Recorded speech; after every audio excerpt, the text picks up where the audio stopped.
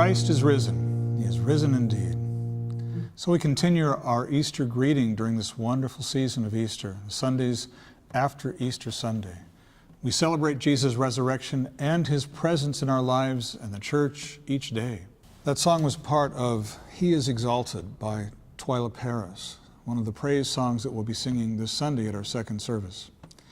This coming Sunday is the fourth Sunday in the season of Easter. It's known as Good Shepherd Sunday because the texts for this day every year help us explore Jesus' role in our lives and in the church as our Good Shepherd.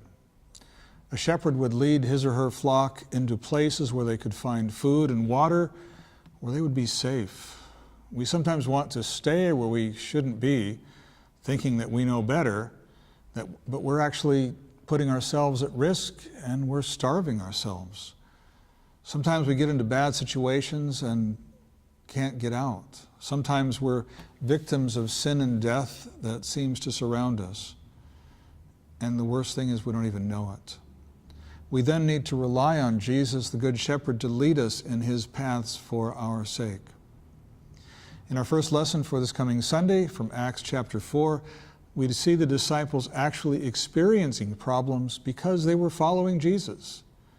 Almost no good deed goes unpunished.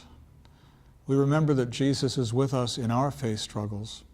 The psalm for this week is Psalm 23, a psalm which reminds us of God's care for us in good times and bad, now and forever.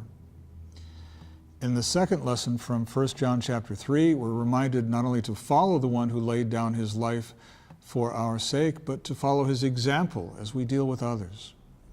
Finally, in the gospel for this Sunday from John chapter 10, Jesus tells us that he is the Good Shepherd who cares for us and invites us to hear his voice amidst all the other voices that are trying to gain access to our hearts and minds.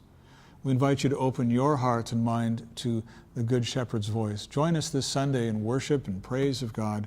Hear his word, gather together with his people, and join us in his praise. Amen.